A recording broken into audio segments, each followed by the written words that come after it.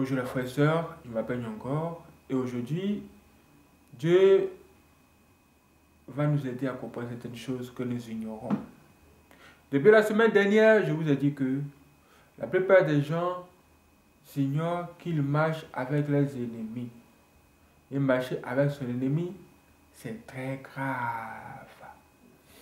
Le thème de ce matin, c'est: ton ennemi se trouve dans ta maison. Ton ennemi, l'ennemi que tu cherches à gauche et à droite, Dieu te dit que cet ennemi-là se trouve dans ta maison. Matthieu 10, verset 36. Allons dans notre Bible. Matthieu 10, verset 36. Il est écrit ceci: et l'homme aura pour ennemi les gens de sa maison.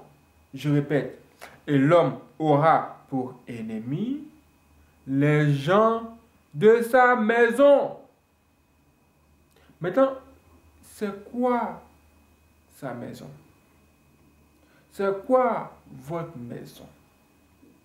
Mon frère, quand Dieu te dit ta maison là, c'est quoi? Qu'est-ce que c'est? Je vais vous le dire.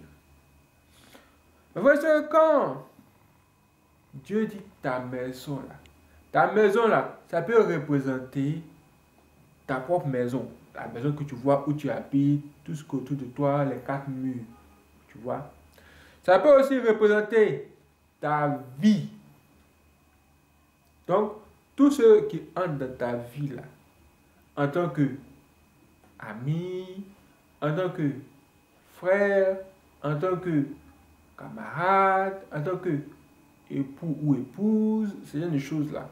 Toutes ces personnes là qui entrent dans ta vie de la sorte, on nous dit que ces gens-là entrent dans ta maison. Vous voyez? Donc, il y a la maison physique là, que tu vois, les quatre murs chez toi. Mais aussi ta propre vie, tes relations. Et je te dis que dans ces deux cas-là, dans ces deux groupes d'endroits-là, dans ces deux endroits-là, les ennemis sont déjà là. Maintenant, pourquoi ils se trouvent là? Et qui a positionné cet ennemi-là là? Et pourquoi? Vous devez savoir que c'est le diable qui a positionné cet ennemi-là là. Le diable, voyant qu'il n'avait pas de représentants chez vous ou près de chez vous, il a travaillé dur, il a lutté pour pouvoir mettre auprès de vous au moins une personne.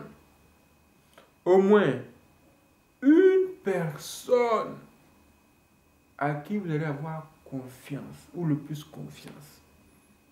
Mais la réalité, c'est que cette personne est votre ennemi. Est votre ennemi. Ha! Ça veut dire que pour que le diable puisse bien travailler dans la vie de quelqu'un, il faut qu'il rentre dans la zone d'amis de cette personne, dans sa zone de sécurité, sa zone de confidentialité. Il faut qu'il se rapproche, il faut qu'il soit prêt. Et cet ennemi-là est maintenant là. Ce qui veut dire que vous devez faire très attention quand il s'agit de ton contact avec les autres. Ou de laisser quelqu'un entrer dans votre maison. Si toi, par exemple, tu cherches un employé, ou quelqu'un, un jardinier, par exemple, et que tu veux que ce jardinier vienne travailler chez toi, et même travailler en plein temps avec toi, tu dois en tout cas tout faire pour savoir si ce jardinier-là n'a pas une relation avec le diable. Tu dois tout faire pour savoir si ce jardinier-là, le diable ne va pas passer par lui.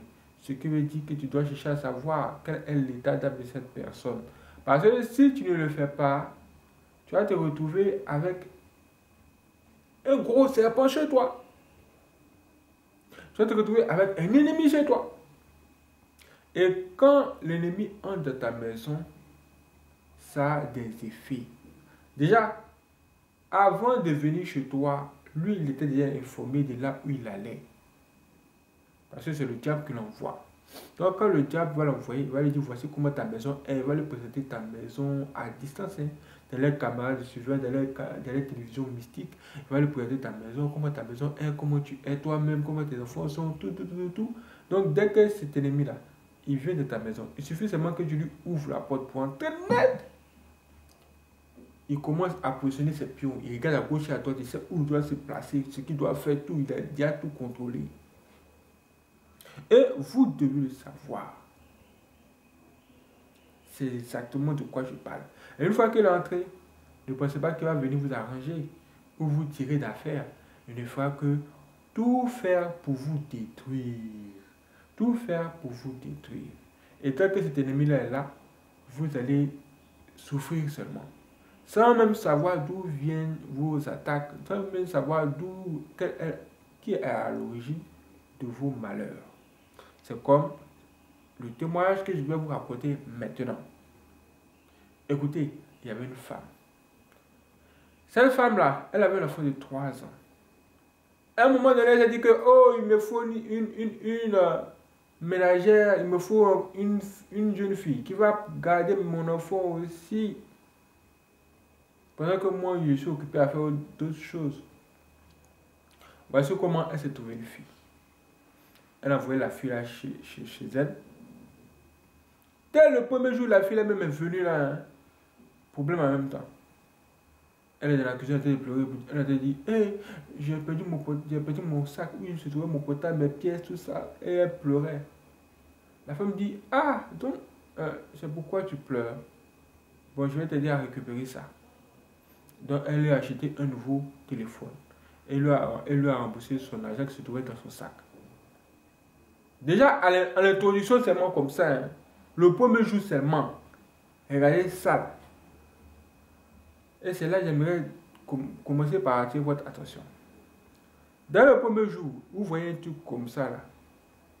Ne négligez jamais cela. C'est un signe qui vient pour vous montrer que il y a quelque chose qui se passe. Et que cette personne-là, il y a quelque chose qui ne tourne pas rond chez cette personne. Mais la plupart des gens négligent souvent ce qui se passe le premier jour. Après ça, le deuxième jour est passé. Le troisième jour est venu. Dans le troisième jour, la nuit, elle s'endormait dans son sommeil, dans son songe. Voici qu'elle va voir des choses hors du commun. Et qu'est-ce qu'elle va voir? Elle fait un songe. Et dans le songe, sa maison devient noire. Noire. C'est-à-dire que les ténèbres s'installent dans sa maison. Et elle avait peur. Voici qu'elle a couru, elle allait dans sa chambre. Son fils se sommeillait, son enfant aussi pleurait. Lui aussi, il a couru, il allait la rejoindre dans sa chambre. Pendant que sa servante se trouvait, elle, là-bas dans sa chambre. Et qu'est-ce qu'elle faisait? Elle dit qu'elle la voyait sortir de son corps. Elle voit sa servante sortir de son corps la nuit là. Elle sort de son corps. Elle s'arrête. Et puis, elle regarde son corps comme ça. Elle dit la servante regarde son propre corps. À un moment donné, elle lui dit, écoute, donne-moi le téléphone, je vais appeler l'homme de Dieu. La servante a dit non. Je ne dois pas le téléphone. Elle dit, de quoi tu parles? Je dis, donne-moi le téléphone, il a appelé l'homme de Dieu. La servante refuse. C'est devenu la bagarre. Comment les deux vont se lutter pour avoir le téléphone. Voici comment la femme, physiquement, elle a commencé à être étouffée. Et elle a vu que sa vie était menacée. Voici comment elle a commencé à faire comme les chrétiens. Elle a commencé à appeler Jésus, crier le nom de Jésus. Ça sortait difficilement, mais quand elle a réussi à dire Jésus, c'est là elle s'est levée de son sommeil. Elle dit, ah! Ah! Ça c'est quoi? Ça c'est quel rêve? Après ça, un temps s'est écoulé. Plusieurs mois ont passé. Mais elle a commencé à remarquer quelque chose de bizarre. À un moment donné, elle a commencé à remarquer qu'il y a quelque chose qui ne va pas.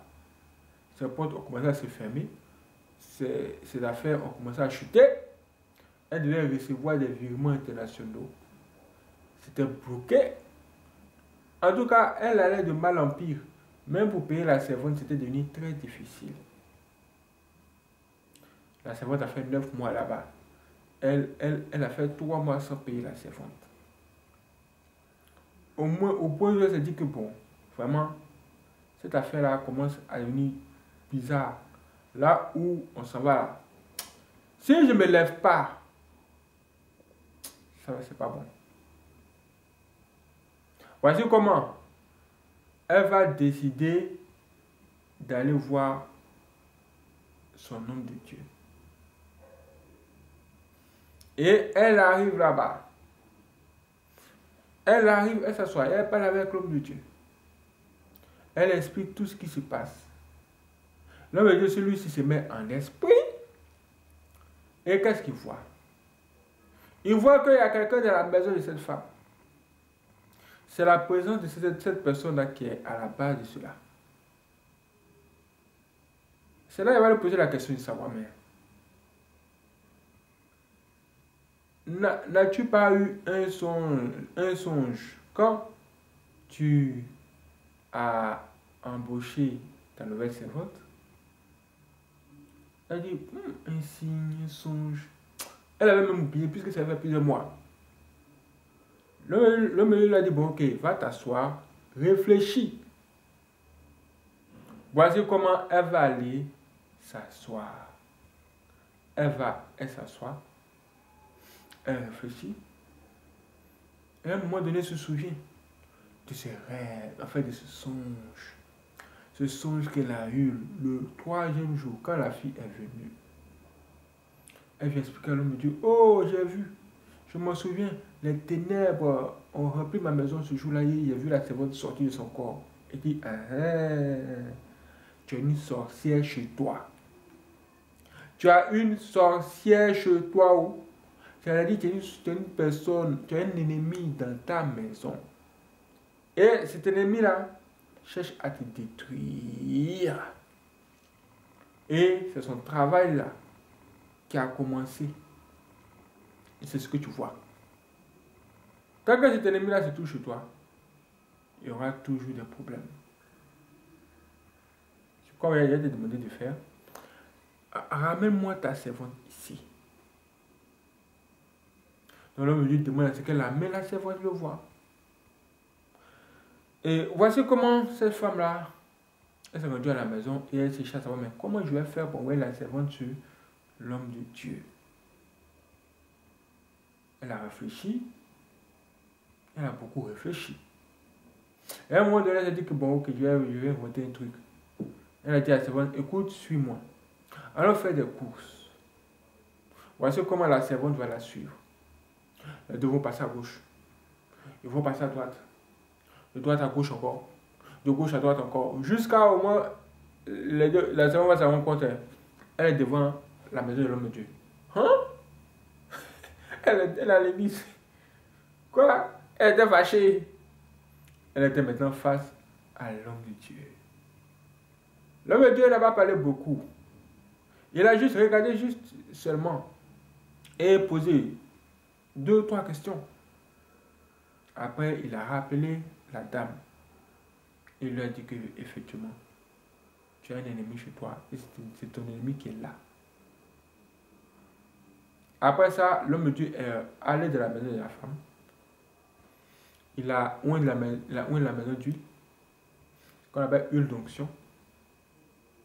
Il a mis ça un peu partout. Le matin, le lendemain, quand la servante est sortie, elle a glissé. C'est-à-dire, elle n'a pas vu qu'il y avait de l'huile, elle a glissé, elle est tombée. Quand elle est tombée, elle s'est fâchée. Elle dit qu'elle ne nettoie plus la maison. Elle est même fâchée.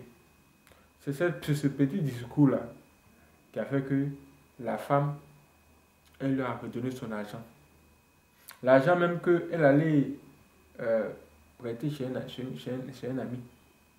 Elle a expliqué à son ami. Elle dit, oh mon ami, j'ai des soucis, il y a des problèmes.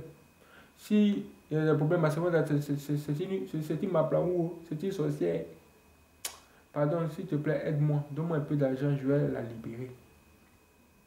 Donc cet argent qu'elle avait récupéré là, est-ce qu'elle est arrivée à la servante et la servante est partie. Maintenant, quand la servante est partie là, ce qui s'est passé, c'est que, bon, en fait, la servante est partie un mardi. Le mercredi est venu. Et c'est passé. Puis le jeudi, on nous dit 2 jours plus tard. 2 jours plus tard, elle reçoit un appel. Et on lui dit, Madame, la personne au téléphone lui dit, Madame, on a besoin que vous veniez, que nous redonner votre numéro de compte bancaire parce que tout est mélangé ici. On ne comprend plus rien, c'est mélangé. Elle dit, ah, comment ça c'est mélangé? La femme dit, oh, c'est mélangé, oh. C'est pourquoi depuis on n'arrive pas à vous faire vos virements. Donc, faites ce qu'il faut et venez. Voilà, faites ce que vous ramenez nous le vrai numéro, tout en ordre, et puis on va régler le problème. Et c'est ce que la femme là a fait. Quelques temps après, elle reçoit effectivement ses virements. Juste quelques jours après qu'elle ait libéré la sorcière de sa maison. Vous voyez le travail que cette servante a fait. Si cette femme ne s'était pas levée de la prière, si elle ne s'était pas levée pour chercher la solution sur le chemin de Dieu, que se serait-il passé?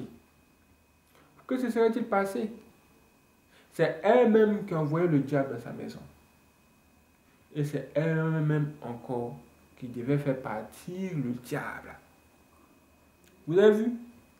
C'est de cette façon que beaucoup de personnes seront délivrées de beaucoup de problèmes.